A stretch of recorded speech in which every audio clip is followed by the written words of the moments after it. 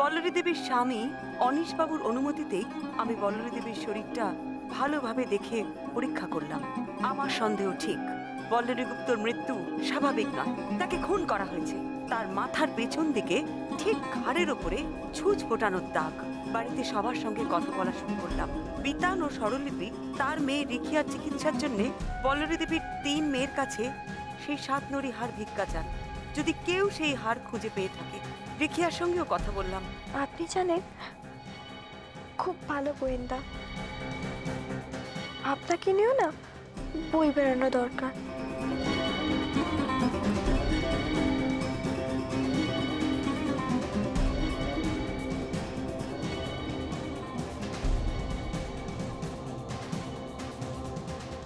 हाँ सर, সবে পৌঁছেছি। আমি ভেতরে গিয়ে দেখি আপনাকে পুরো ডিটেইলসটা দিচ্ছি। Okay sir. মা মা দেখো, মা পুলিশ এসছে, পুলিশ এসছে দেখো। ওই তো। বৌমনি কোথায়? অরূপ, বৌমনি। অরূপ, এসে গেছিস তুই? হ্যাঁ, বডির এক্স্যাক্টলি কোথায় লেগেছে? হ্যাঁ, মাথার নিচটাতে, ঘাড়ের উপরে। আমি নিজে চোখে দেখেছি। দেখো। হ্যাঁ, আয় দেখবে। আপনারা একটু সরুন প্লিজ। দেখি একটু বডিটা ওদিকে করব, একটু সাহায্য করুন একটু। হ্যাঁ, একটু কাজ করুন, কাজ করুন, চুলটা সরান। এই দেখ, দেখেছিস? দেখ। পোস্টমর্টমের রিপোর্টটা এলে তোমার টাইম আর ডিটেইলস দুটোই আজকে পাওয়া যাবে। পোস্টমর্টম রিপোর্টটা খুব তাড়াতাড়ি আনতে হবে অরূপ। এটা মার্ডার, আমি একদম শিওর। এটা দেখার পর তো আমিও শিওর, আমারও একই বিশ্বাস। এই তোরা আমাকে দয়া কর না রে। হ্যাঁ, আমার মেয়েটার এই অবস্থা, তোরা আমাকে দয়া কর না। এই এই তোরা আমাকে দয়া কর। মাকে তুমি মেরেছো বর্দা, একটা হাড়ের লোভে তুমি মাকে খুন করেছো। কি বলছিস এটা? এটা কি বলছিস তুই? আমি কাকিমাকে মেরেছি? প্লিজ বর্দা, এগুলো শুনতে আমার এখন ভালো লাগছে না। এ অনা, শোনো এদিকে। দেখো, তোমাদের বাড়ির এসব ঝামেলা না আমাকে একদম টানবে না। আমায় বলছো কেন? আমি টানা না টানার কি? আরে যে হাড়ের জন্য গলা শুকিয়ে মরছিলে সেটা তো পেলে না, এখন খুন, যখন থানা পুলিশ, ছোট লোকই ব্যাপার যত সব। বাড়ির লোক বা আত্মীয় স্বজন আমাদের পারমিশন ছাড়া কেউ শহর ছেড়ে যাবেন না। আপনাদের যদি কারোর কোথাও যাওয়ার থাকে তাহলে আমাদের জিজ্ঞাসাবাদ শেষ হওয়ার পরে আমাদের কাছ থেকে পারমিশন নিয়ে তারপরেই যাবেন। ভাস্কর, বডি নিয়ে যাওয়ার ব্যবস্থা করো। এই স্ট্রেচার আনো। সব শেষ হয়ে গেল। ওই হাড় সব কিছু শেষ করে দিল। সব সর্বনাশের মূলে ওই হাড়। মেসোমশাইয়ের বোন। তুই একটু দাঁড়া, আমি আসছি। পিসিমা, ওই হাড়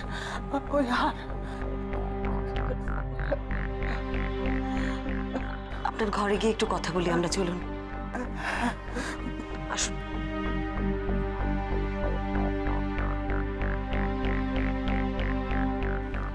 সকালের ঘটনাটা ঘটার পর করবী আমাকে বারবার বলছিল, ও পিসিমা, গিন্নিমা এমনি এমনি মারা যায়নি, নির্ঘাত কেউ। আসলে আমি ওর কথা শুনিনি, কারণ বৌদি চলে যাওয়ার পর আমার মনের অবস্থাটা হয়েছিল যে কোত্থেকে যে কি হয়ে গেল না। সেটা তো খুবই স্বাভাবিক, হঠাৎ করে এরকম একটা ঘটনা। আমি ভাবতেই পারছি না যে বৌদিকে কেউ এরকম কেউ হতে পারে। বৌদিকে কেউ। আপনি শান্ত হন, আপনি এইভাবে কান্নাকাটি করবেন না। দেখুন, আপনি যদি ভেঙে পড়েন আপনার দাদাকে কে সামলাবে বলুন? ওনাকে তো আপনি ছাড়া আর কেউ সামলানোর নেই। আপনি ঠিকই বলেছেন, দাদার যে কি হবে আমি ভাবতে পারছি না। বৌদি বরাবর দাদাকে সামলে এসেছে, শুধু শরীর তো নয়, মনের দিক থেকেও দাদা খুব দুর্বল। আজকে শক্ত হাতে এতদিন ধরে এই সংসারটাকে সামলে এসেছে বলেই কোনো রকমের সবকিছু টিকে ছিল। এই আমাকে দেখুন না, 33 বছর বয়সে বিধবা হয়েছিল। সে খবর পেয়েছিল শ্বশুর বাড়িতে আমার হেনস্থার কথা, সোজা চলে গিয়েছিল সেখানে। আমার হাত ধরে বলেছিল, ঠাকুরজি, তোমার বাপের বাড়ি দাদার বাড়ি থাকতে তুমি কেন মুখ বুঝে সব অপমান এখানে সহ্য করবে? ব্যাস সোজা চলে এলো আমাকে নিয়ে এ বাড়িতে। এমনটাই মনের জোর ছিল তার। কিন্তু এখন আর। আপনি আসুন, ঘরে আসুন, আসুন।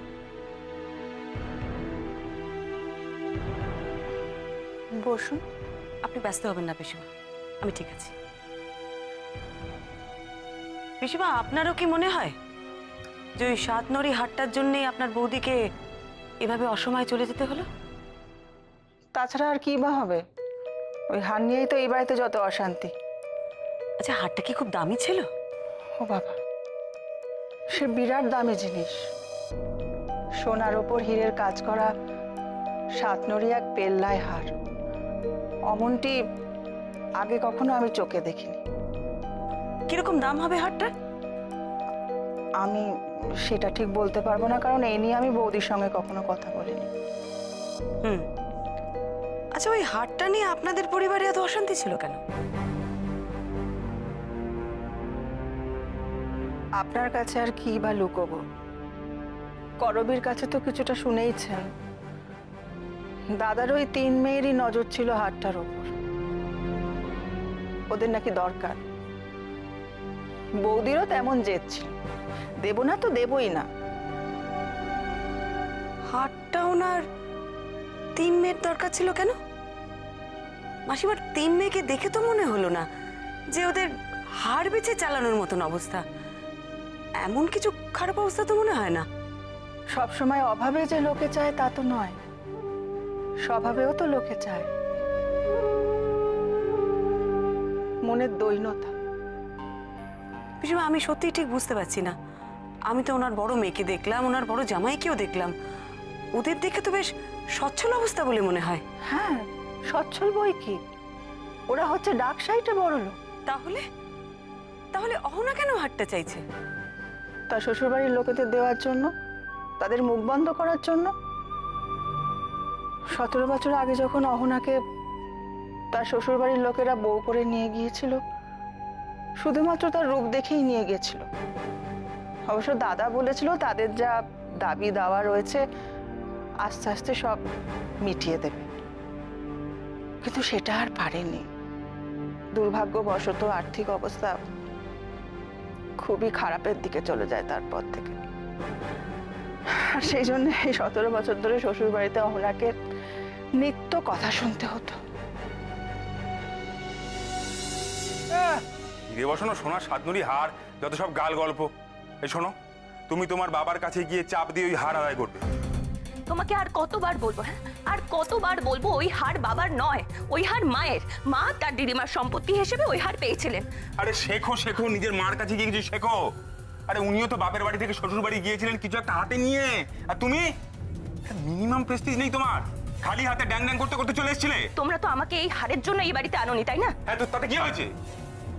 সে তখন আমার মা তোমার এই চাঁদ মুখ দেখে গলে গিয়ে তোমাকে এই ঘরে নিয়ে এসেছিলেন, কিন্তু তার মানে এই নয় তুমি সবকিছু ফাঁকি দিয়ে বেরিয়ে যাবে। আর তোমার বাবা বিয়ের সময় কি বলেছিলেন? উনি বলেছিলেন যা যা চাওয়া হচ্ছে বিয়ের পর ধীরে সুস্থে সব মিটিয়ে দেবেন। কি দিলেন? হ্যাঁ, মেয়েকে গছিয়ে দিয়ে ঝাড়া হাত পা হয়ে গেলেন। শোনো, 17 বছর ধরে বসে বসে তোমার এই চাঁদ মুখ দেখলেন আমার চলবে না। আমি বলে দিচ্ছি না, এবার যখন বাপের বাড়ি যাবে ওই হার নিয়ে তবে এখানে ঢুকবে। তার শ্বশুর বাড়ির নিত্য অশান্তির কথা সে মায়ের কাছে এসে বলতো, আর বলতো ওই হারখানা দিয়ে তাদের মুখ বন্ধ করতে। আশ্চর্য, বিয়ের 17 বছর পরেও তাদের দাবি মেটেনি। মিটলো আর কোথায়? তারা নাকি বলতো যে তারা কিছুই আজ অব্দি পায়নি, ওই হারখানাই তাদের ন্যায্য পাওনা। আর মাসিমা কি বলতেন?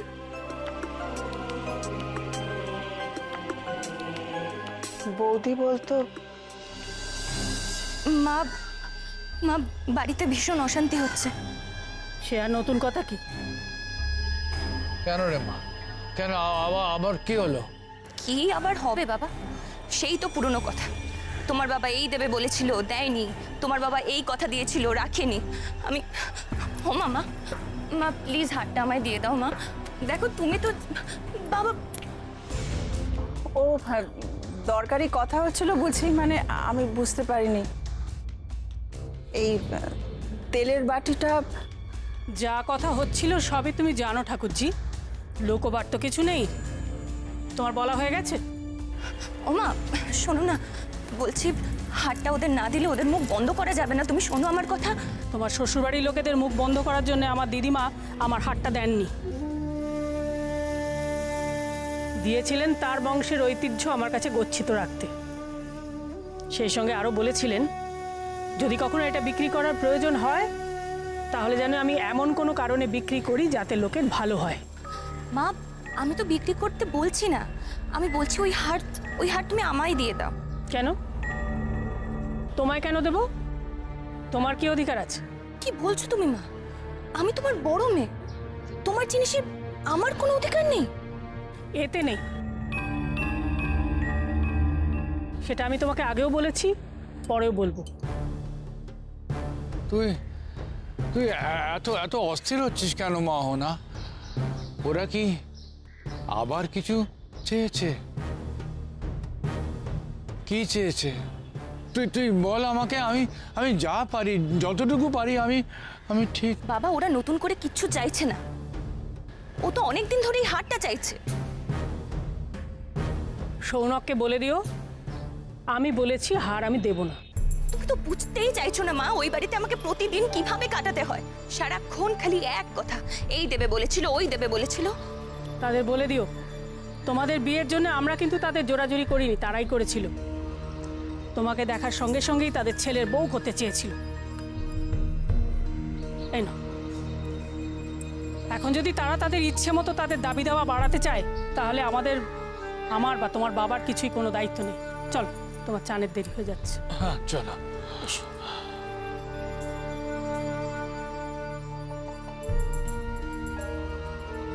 অহনার হাট চাইবার কারণটা তো বুঝলাম। আভিরিও কি হাটটা চাইতো? চাইতো, ওদের ওদের 3 বোনই হাটটা চাইতো। আভিরি চাইতো কেন? আসলে ওর বরের সঙ্গে তো ছাড়াছাড়ি, ওর বর হচ্ছে একটা মাতাল দুশ্চরিত্র লম্পট, ওদের তো আদালতে মামলাও চলছে, ওদের মেয়ে কার কাছে থাকবে সেই নিয়ে। ও কি কেসের জন্য হাটটা চাইছিল? না, ব্যবসা করার জন্য। ব্যবসা করার জন্য? কিসের ব্যবসা? জামা কাপড়। আমি ভাবছিলাম কি যে আমি একটা ব্যবসা করব, মানে রেডিমেড গার্মেন্টসের ব্যবসা করব, কেমন হবে? ভালোই তো, করো। এ কি বললি, তুমি কিছু না জেনে শুনে অমনি হ্যাঁ বলে দিলে? হ্যাঁ বলছে যখন ভালোই কিছু করবে নিশ্চয়ই, জাল জোচ্চুরি নিশ্চয়ই করবে না। ও মা, তাহলে তোমার কোনো আপত্তি নেই তো? তোমাদের কোনো ব্যাপারে আপত্তি করেছি কখনো? থ্যাংক ইউ মা, thank you thank you thank you, very good. ও মা, তাহলে তুমি আমাকে ক্যাপিটালটা দেবে তো মা? ক্যাপিটাল? সে তো অনেক টাকার ব্যাপার। এত টাকা আমি কি করে দেব? কোথায় পাবো? না মা, আমি তোমায় বলছি, তোমাকে টাকা দিতে হবে না, তোমার কাছেই তো ক্যাপিটালটা আছে, ওই যে সাতরি হাটটা, ওটা তুমি আমায় দিয়ে দাও। না, ওটা তোমাকে দেওয়া যাবে না। দেওয়া যাবে না মানে? মানে কেন দেওয়া যাবে না? ওই হার নিয়ে আমি তোমাকে ব্যবসা করতে দেব না, তাই। মা তুমি তো সবটা জানো, আমার অবস্থাটাও জানো, তাহলে আমি এগোবো কি করে? এগোবে না? ক্যাপিটাল না থাকলে ব্যবসার কথা ভেবেছো কেন? ভেবো না, অন্য কিছু করো। অন্য কিছু? অন্য কিছু কি করব? ও বাবা বাবা বাবা, প্লিজ বাবা, মাকে তুমি একটু বোঝাও, তুমি একটু বোঝাও, ওই হাতটা আমার লাগবে। কি মুশকিল। আচ্ছা ওই হারটা তোমার মায়ের, ওটা কি করবে না করবে সে ঠিক করবে, এই নিয়ে আমি ওনাকে কিছু বলি কি করে? তাহলে তোমাকে বলার তো কোনো মানেই নেই, তাই না? ও মা, মা ও মা, তুমি তো একটু বোঝো, দেখো তুমি তো সবটাই জানো, আর এটাও জানো যে অভিষেক কেমন ছেলে। তোমাদের তো আমি বলেছি যে আমার কোনো রোজগার নেই, আর এটা যদি ও কোর্টে প্রমাণ করে দেয় তাহলে তো মিন্তির কাস্টাডিটা ও নিয়ে নেবে। উফ, এদিকে আবার ও শ্যামল চৌধুরীকে অ্যাপয়েন্টমেন্ট করেছে, যে কিনা বড় মাপের উকিল। ও তো প্রুফ করে দেবে যে আমি কোনো রোজগারই করি না। তাতে তো মিন্তি আমার হাতছাড়া হয়ে যাবে। তুমি কি চাও, যে আমি কেসটা হেরে যাই? এরকম খারাপ সময় মানুষের জীবনে অনেকেরই আসে, সেটা আমরা সবাই জানি, আর সেইভাবে নিজেদের তৈরি করি। আমাদের সন্তানদেরও সেইভাবে তৈরি করি, যাতে তারা ভবিষ্যতে নিজের পায়ে দাঁড়াতে পারে। তোমাদের 3 বোনকেও আমরা সেইভাবেই তৈরি করার চেষ্টা করেছি। তোমাদের 3 বোনকে লেখাপড়া শেখাতে তোমার বাবার যা চাকরি ছিল তাতে খুবই কষ্ট হয়েছে, কিন্তু তবু তিনি চেষ্টা করেছেন। আর তুমি তো MSc পাশ করেছো, ভালো রেজাল্টও করেছিলে, যথেষ্ট যোগ্য তুমি। তাহলে নিজে একটা চাকরির চেষ্টা করছো না কেন? মা, আজকালকার দিনে চাকরি পাওয়া তো সোজা নয়। সোজা না শক্ত এত সহজে বলছো কি করে? তুমি চাকরির চেষ্টা করেছো কখনো? মা, হাতটা যখন আছে, হাতটা অধিকার যখন আমার আছে, তাহলে সেই হাতটা না বেচে আমি কেন ফেফে করে চাকরির জন্য ঘুরবো? ওর কথাটা বৌদির পছন্দ হয়নি, খানিকটা রেগেই গিয়েছিল। রেগে যাওয়াটাই তো স্বাভাবিক। আপনার কথা শুনে মনে হচ্ছে ওই হাটটাই যেন ছিল সবার সমস্যার সমাধান। আচ্ছা, আপনাদের বাড়ির ছোট মেয়ে বর্ণা, ও কি করে? ও তো স্কুলে পড়ায়। 3 বোনের মধ্যে লেখাপড়ায় মাথাটা ওরই সবচেয়ে পরিষ্কার। ছোটবেলা থেকেই লেখাপড়া ছাড়া কিছুই বোঝে না। ও বিয়ে করেনি না? না। আর তাছাড়া ওর বয়স তো 30 পুরোতে চললো, আর বিয়ে করবে বলে মনে হয় না। ও কেন হাটটা চাইতো পিসিমা? ওর কি দরকার ছিল? ও হাটটা চাইতো, কিন্তু ও চাওয়ার ধরন খানিকটা আলাদা ছিল। ওই সকলের মতো আমাকে দাও আমাকে দাও এরকম কখনো বলেনি। আশ্চর্য মা, তুমি জানো যে দিদিদের হাটটা দরকার, ওরা এমনি এমনি হাটটা চাইছে না, সেখানে তুমি ওটা দিতে রাজি হচ্ছ না। দেখো, ওটা আগলে রেখে কি হবে? ওই সমস্ত মায়ের স্মৃতি, দিদিমার স্মৃতি, ওগুলো পুরনো সেন্টিমেন্ট মা, ওগুলো ধরে বসে থেকো না প্লিজ। দিদিদের কথা থাক, তুমিও কি হাটটা চাইছো? না, আমি চাইছি না, কিন্তু যেটা চাইছি সেটা হলো যে তুমি আর বাবা থাকতে থাকতে হাটটার একটা গতি করে দাও। হ্যাঁ, মানে পরে এটা নিয়ে কিন্তু অশান্তি হবে। গতি? গতি করে দেব? তা কি গতি করব? সিম্পল, তুমি হাটটা বিক্রি করে দাও। হ্যাঁ, আর ওই টাকাটা 3 বোনের মধ্যে ভাগ করে দাও। এইটা কিন্তু ঠিক কথাই বলেছে, আমারও মনে হয় তাই করা উচিত। জানো তো বল্লরী, তোমার পরে এই হারের আর কদর করার তো লোকই থাকবে না। ও ঝামেলা চুকিয়ে দেওয়াই ভালো। দেখো মা, এতে কিন্তু দিদিদের দরকারটাও মিটবে, আর আমার ওয়ার্ল্ড ট্যুরটাও কিন্তু হয়ে যাবে। এটা কিন্তু বেস্ট সলিউশন মা। তোমাদের চাহিদা কোনোদিনই মেটবার নয়, এ কেবল জল ঢেলে ফুটো পাত্র ভরানোর চেষ্টা মাত্র। তোমার পৃথিবী দেখার শখ থাকে, নিজের দমে দেখে নাও। এসব শখ যাদের থাকে তারা পরের ভরসায় শখ মেটায় না। তার মানে 3 মেয়ে মাসিমার কাছে হাটটা চাইতো, কিন্তু উনি দেননি। আর বিতান? বিতান কখনো হাটটা চায়নি? না, বিতান কখনো ওই হার নিয়ে মাথা ঘামায়নি। আসলে ও বড়দার ছেলে ছিল তো, জানতো যে কাকিমার বাপের বাড়ির সম্পত্তিতে ওর কোনো অধিকার নেই। ওই তো একটা ছোটখাটো কোম্পানিতে সেলসের কাজ করতো, মাইনেই বা কত ছিল। তবু ওইটুকু টাকার মধ্যেই নিজের মেয়ে, নিজের বউ সবাইকে নিয়ে খুশিতে থাকতো। ওর বাবা মানে আমাদের বড়দা যখন মারা যান তখন ও তো একরকম অনাথি হয়ে পড়েছিল।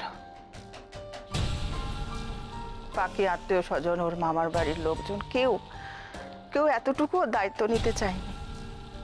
একমাত্র আমার বৌদি ওর হাত ধরে এই বাড়িতে নিয়ে এসেছিল। দাদার রোজগারই বা কতটুকু ছিল, জানে অশান্তি হবে, তবু ওকে নিজের ছেলের মতো মানুষ করেছে। জানেন পরমা, কেউ একদিনের জন্য বলতে পারবে না যে 3 সন্তানের থেকে আলাদা করে ওকে কখনো দেখেছে। বিতান কখনো হাতটা চায়নি? না না, আমি তো বললাম বিতান কখনো হাতটা চায়নি। তবে ওই মেয়ের অসুখ হওয়ার পর থেকে ওর মাথায় যেন আকাশ ভেঙে পড়েছিল। তার মানে বিতানেরও হাড়ের উপর ইন্টারেস্ট ছিল।